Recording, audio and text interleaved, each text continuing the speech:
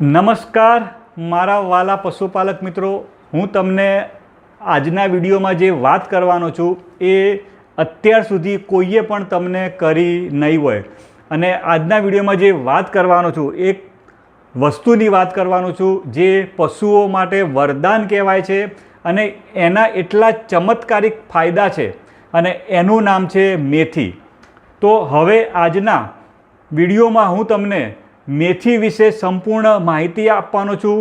ક્યારે અપાય, ક્યારે ના અપાય અને કેટલી અપાય અને એના ફાયદા કયા કયા છે એની હું તમને આજના વિડીયોમાં સંપૂર્ણ માહિતી આપવાનો છું. તો મારો વિડીયો તમે છેલ્લે સુધી જોજો. તો મિત્રો, હવે આની અંદર હું વાત કરવાનો છું મેથીની. તો મેથીની અંદર કયા કયા તત્વો છે એ તમને ખાસ ખબર હોવી જોઈએ. એની હું તમને આજે સંપૂર્ણ માહિતી આપવાનું છું. તો મેથીની અંદર આપણે 100 ગ્રામ તમે મેથી લો, 100 ગ્રામ મેથીના દાણા, તો એની અંદર સંતૃપ્ત ચરબી કે જે ફેટ વધારવાનું કામ કરે છે એ છે 1.5 ગ્રામ. પછી એની અંદર સોડિયમ છે 67 મિલીગ્રામ. એની અંદર પોટેશિયમ ખૂબ જ વધારે માત્રામાં છે પોટેશિયમ, અને એ છે 770 મિલીગ્રામ, જે પશુઓ માટે ખૂબ જ જરૂરી છે. એના સિવાય બીજા કયા કયા તત્વો છે એ હું તમને વાત કરવાનો છું. તો એની અંદર કાર્બોહાઈડ્રેટ કે જે એનર્જી કહેવાય છે, તાકાત કહેવાય છે, કાર્બોહાઈડ્રેટ એ એની અંદર 58 ગ્રામ છે. આ હું તમને જે કહું છું એ 100 ગ્રામ મેથીના અંદર તત્વની વાત કરું છું. એની અંદર પ્રોટીન એની અંદર જે દૂધ વધારવાનું કામ કરે છે, ફેટ વધારવાનું કામ કરે છે, એ 23 ગ્રામ છે અંદર પ્રોટીન. એના સિવાય વિટામિન સી એની અંદર 3 મિલીગ્રામ છે. પછી હજુ બીજા ઘણા બધા તત્વો છે. તો એમાં સૌથી વધારે જે કહું ને, કેલ્શિયમ છે. કેલ્શિયમ શું કામ કરે છે? કેલ્શિયમથી દૂધ વધે છે અને ફેટ વધે છે. તો એની અંદર કેલ્શિયમ 176 મિલીગ્રામ છે. 1 લીટર દૂધમાં જેટલું કેલ્શિયમ હોય છે, 1 લીટર દૂધ હોય ને, 1 લીટર દૂધની અંદર 120 મિલીગ્રામ કેલ્શિયમ હોય. તમે 1 લીટર દૂધ પીવો ને તો 1 લીટર દૂધમાં 120 મિલીગ્રામ, જ્યારે 100 ગ્રામ મેથીમાં 176 મિલીગ્રામ કેલ્શિયમ છે. એટલે એનાથી દૂધમાં અને ફેટમાં જબરજસ્ત વધારો થાય છે. એટલે જ મેથીને પશુઓ માટે વરદાન કહેવાય છે અને એક ચમત્કાર છે. અત્યાર સુધી કોઈએ પણ તમને આની વાત કરી નહીં હોય. એની અંદર લોહ તત્વ, આ ખાસ તમને કહું છું, એની અંદર જે લોહ તત્વ છે એ લોહ તત્વ 33.5 મિલીગ્રામ છે. કે જે ગાય ભેંસોને લોહીની ઉણપ હોય, લોહી ઓછું હોય, એને જો મેથી આપવામાં આવે ને તો એનાથી લોહી વધે છે. મેગ્નેશિયમની વાત કરું, મેગ્નેશિયમ એની અંદર 191 મિલીગ્રામ છે. મેગ્નેશિયમથી પણ ઘણા બધા ફાયદા થાય છે. એ પણ દૂધ અને ફેટને વધારો કરે છે. વિટામિન B6ની વાત કરું તો વિટામિન B6 0.6 મિલીગ્રામ છે. અને બીજી જે વાત કરવાનો છું એ છે ફોસ્ફરસ. એ ખૂબ જ એના શરીરમાં, ગાય કે ભેંસના શરીરમાં ફોસ્ફરસ ખાસ જોઈએ. જો એની ઉણપ હોય ને તો એનાથી ઘણા બધા રોગો થાય છે. તો મેથી આપવાથી જે ફોસ્ફરસની ઉણપને લીધે જે થાય છે રોગો, એ નહીં થાય. એમાં 296 મિલીગ્રામ 100 ગ્રામ મેથીની અંદર 296 મિલીગ્રામ જેટલું ફોસ્ફરસ છે અને એની અંદર સૌથી વધારે ફાઈબર હોય છે. ફાઈબરના લીધે શું થાય છે કે એની પાચન શક્તિ મજબૂત થાય છે. પાચન શક્તિ મજબૂત થાય છે એની અંદર ફાઈબર છે. વત્તા મેથીમાં અલગ અલગ ગુણ છે કે એને ઇંગ્લિશમાં કંઈક આપણે કહીએ તો એન્ટીઓક્સિડન્ટ ગુણ છે. એટલે કે એ શું કરે છે, એની રોગ પ્રતિકારક શક્તિ વધારે છે. ગાય કે ભેંસને આપવામાં આવે ને તો એનાથી રોગ પ્રતિકારક શક્તિ વધશે. બીજો છે એન્ટી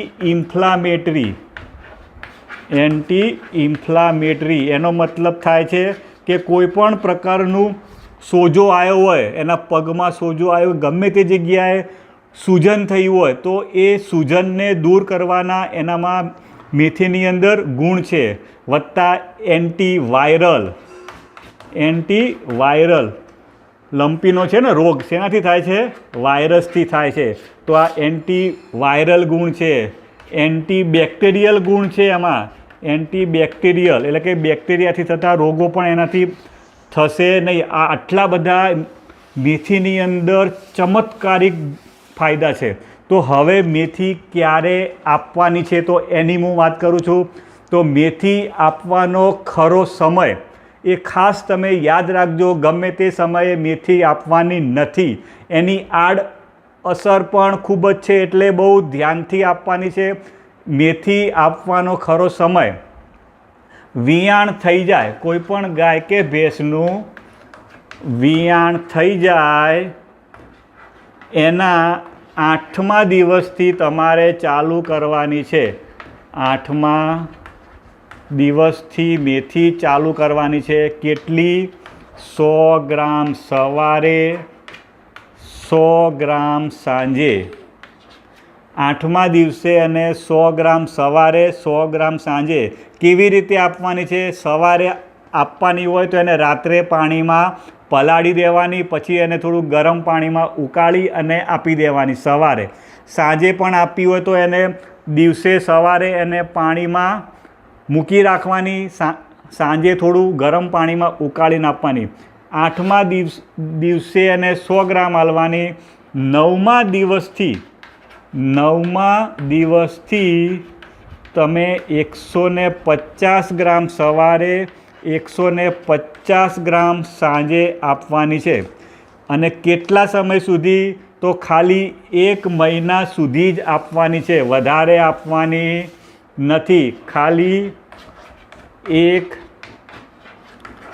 મહિના સુધી જ, ખાલી એનું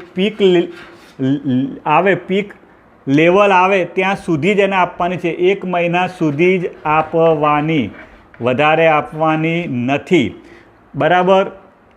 એટલે 1 મહિના સુધી જ આપવાની છે. હવે ગરમીની ઋતુ હોય ત્યારે ગરમીમાં આપવાની નથી. ગરમીની ઋતુ હોય છે એમાં આપવાની નથી, બિલકુલ નથી આપવાની. અને ગાભણ પશુને પણ આપવાની નથી. ગાભણ પશુને આપવાની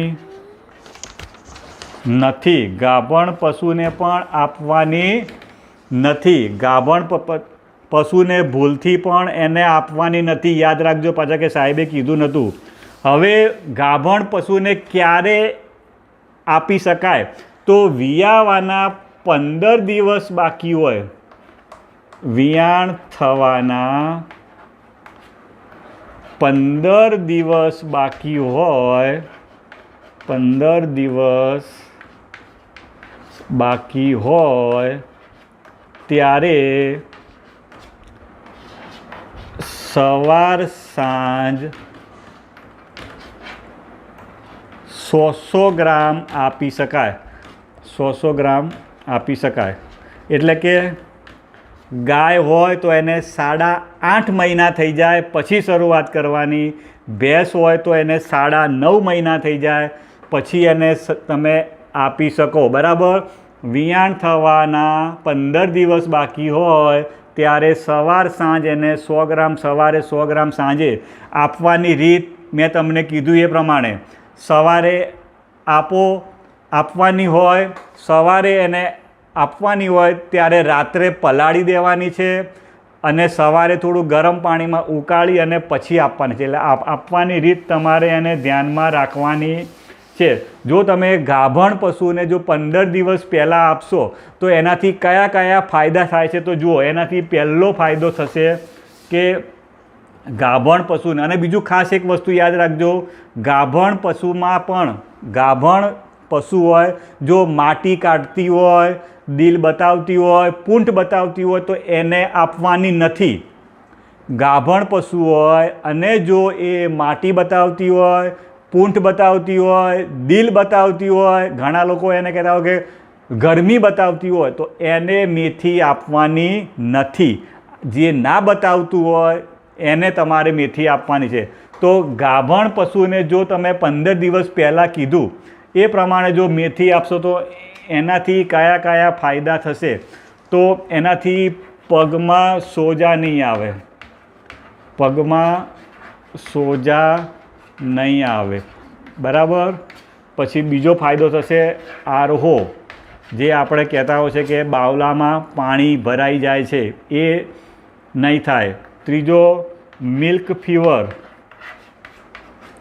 એટલે કે જેને આપણે સુવા રોગ કહેતા હોઈએ છીએ, સુવા રોગ કે અથવા ઠંડી પડી જાય છે, ઠંડી પડી જાય છે એ નહીં થાય. એટલે આ 3 ફાયદા. એ હજુ ચોથો ફાયદો, મેલી જલ્દી પડી જશે, મેલી જલ્દી પડી જશે. એટલે આટલા બધા એના ફાયદા થશે. તો પશુપાલક મિત્રો, મેં તમને કીધું એ પ્રમાણે તમારે મેથી આપવાની છે. એમાં સહેજ પણ ભૂલ કરવાની નથી. ગરમીની ઋતુ ગાભણ પશુને મેથી આપવાની નથી. શિયાળામાં તમે એને 50-50 ગ્રામ તમે આપી શકો છો. એનાથી પણ વધારે ફાયદો થશે. ગાભણ હોય પશુ અને જો એને શિયાળામાં ઠંડી છે ઋતુ, એટલે તમે 50 અથવા 25 ગ્રામ તમે થોડી એને શિયાળું જે ઋતુ છે વધારે ઠંડી હોય ત્યારે જ તમારે આપવાની છે. શિયાળો જેવો ઉતરવાનું ચાલુ થાય, ઠંડી ઓછી થવાની થાય ત્યારથી તરત જ તમારે બંધ કરી દેવાની છે. એટલે કે ગરમીની ઋતુ હોય ત્યારે આપવાની નથી. એટલે આટલું ખાસ તમે ધ્યાન રાખજો. પશુઓ માટે મેથી એક વરદાન રૂપ છે અને એક ચમત્કાર છે. એટલે તમે એને આપજો. એનાથી દૂધમાં અને ફેટમાં ચોક્કસ ફાયદો થશે. મારો વિડીયો સારો લાગ્યો હોય તો લાઈક કરવાનું ભૂલતા નહીં. આવજો.